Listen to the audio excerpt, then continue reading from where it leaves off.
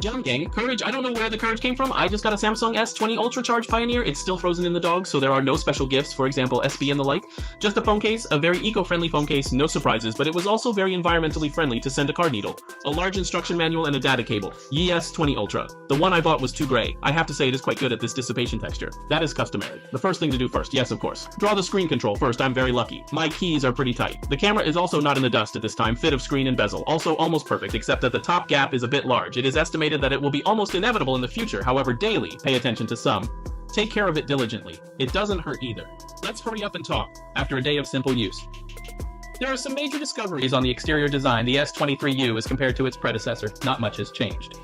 The main thing is that the bezels have been replaced with titanium. In terms of texture, it is more restrained than S23U. Then the edges widened a little bit and lost a bit. The weight is also almost identical. The difference in feel is subtle. If you have to say who is more comfortable to hold, I might stand on the side with a wider curvature. Softer 23U. But in terms of screen form, I prefer the 24U pure straight screen, large straight screen. I didn't expect it. The leader of the full screen, Samsung, I ran away first. This generation of mobile phones, all back to straight screens at the same time. 24U screen, black edge. The control is also excellent. In fact, the main thing in appearance is that the chin is narrow, so visually there will leave the illusion that it is narrower than the other three sides. All in all, I'm really happy with the 24U screen form. Then the screen aspect, I also noticed two important changes. Good news, one bad news. Let's start with the good news. This time the S20U screen in the default vivid mode, finally it's not like that anymore. The saturation is super high in vivid. It's normal, more comfortable in vivid. This is relative to the screen of previous Samsung phones. Display effects on it still maintains a very high standard in addition to eye care. And the bad news is, at the moment, its full screen gesture navigation bar cannot be hidden. There is even an option to close it in some way.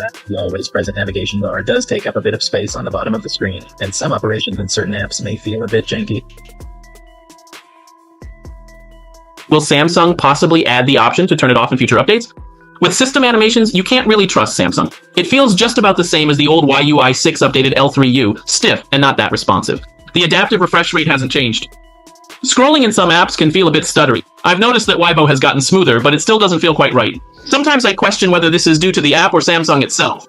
Given its powerful specs, it shouldn't feel this stuttery. Even my $3,000 phone feels smoother than this. The lock screen animations on the S20 Ultra are quite elegant though. It has a new full screen always on display. And when you unlock the screen, the camera animation slides all the way to the bottom. You should note that the camera animation isn't turned on by default. You need to go into display notifications and set tap to show screen to automatic. Only then will you see the camera slide all the way to the end when you unlock. I've also quickly focused on how the 10x zoom on the S20U performs now that it has switched from a 10x to a 5x long focus. Compared to the true 10x zoom on the 23U, the 10x calculated on the 20U doesn't look too bad under well-lit conditions. It's just not as sharp. When you zoom in on the details, you can see it's not as good as the true 10x on the 23U, but not by much. After you take a picture with the 24U, there's a noticeable processing time, but the true 10x on the 23U doesn't have this issue. Of course, this is just a quick comparison. I haven't had the time to take many sample shots. It's all in good fun. I'll need to delve deeper into the other hardware features before I can give you a thorough report. So that was my brief experience with the 23U in one day. If you like what you see, don't forget to subscribe and give a thumbs up. I'm Liu Shinga. I'll see you in the next episode.